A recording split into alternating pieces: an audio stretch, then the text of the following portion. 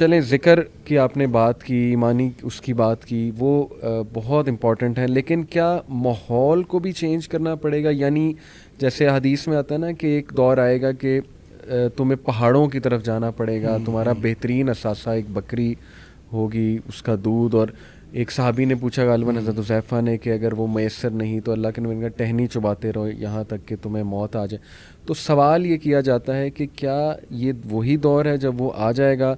ہمیں اس سے بچنے کے لیے ٹوٹل آرگینک ہونا پڑے گا، ان آرگینک لائف سے بہت دور، ٹیکنالوجی سے دور، یہ آرٹیفیشل چیزوں سے دور، اور اپنے آپ کو باقاعدہ ولیجز میں لے جانا پڑے گا. بلکہ میں آپ کو بتاؤں عمران حسین صاحب نے تو ولیج بنا بھی لیا، اور وہ انوائٹ کرتے ہیں کہ یہاں پر آ کے رہو تاکہ تم ٹوٹلی محفوظ ہو جاؤ.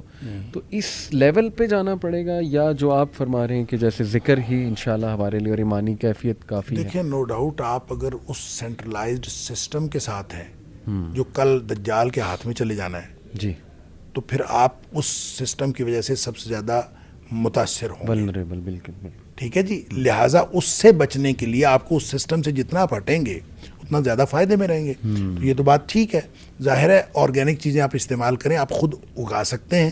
آپ اپنے گھر میں کیاری میں سبزی اگاتے ہیں، ایک وہ سبزی جو سپلائی ہوتی ہے، سپلائی تو رک جائے گی.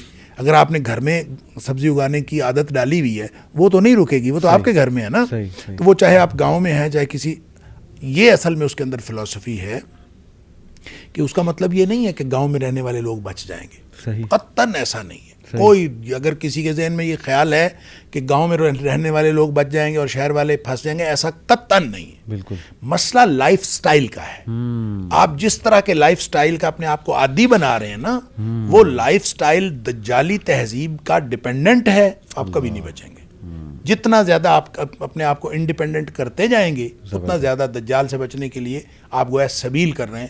لہٰذا میں تو ہمیشہ کہتا ہوں اپنے بچوں کو رف ٹف کا عادی بھی بنائیں، اس کو ایمان کی بنیاد پر. دیکھیں نا، حضرت ابراہیم علیہ السلام جو ہر دور میں ان کی مثال جو ہم دینی چاہیے، کیسا گھرانہ ہے. یعنی بیوی ہے تو ان کو ایک خالی جگہ پہ، خالی وادی پہ چھوڑ کے آ رہے ہیں. چھوٹا سا بچہ ہے، ان کو چھوڑ کے آ رہے ہیں. کیسی بیوی ہے، ان کو چھوڑ کے آ رہے ہیں. کیا ان کو کوئی خطرہ نہیں تھا؟ سارے خطرات تھے. لیکن جب ایمان بنیاد بنا نا، پوچھتی رہی پیچھے سے ابراہیم کیوں چھوڑ کے جا رہے ہو، کیوں چھوڑ، وہ بولتے ہی نہیں تھے. تو جب خود خیال آیا اللہ ہمارا کبھی حاضر، کیا اللہ نے حکم دیا ہے، تو انہوں نے پھر کہا نعم، تو پھر شیر ہو گئی. اللہ نے حکم دیا ہے، پھر یہ کوئی چیز جو ہے مجھے کوئی خطرہ ہے ہی نہیں. اللہ سنبھال لے. وہی بچہ بڑا ہوتا ہے تو حکم ہوتا ہے، خواب میں دکھایا کہ اس کو ذبح کر دو. اب ذبح کرنے کے لیے بیٹے سے مشورہ کر رہے ہیں. اب وہ بیٹا کیا کہتا ہے، یا ابت فعل ما تؤمر. معاملہ اس کا ہے کہ آپ اس کے حکم پر کر دیجئے.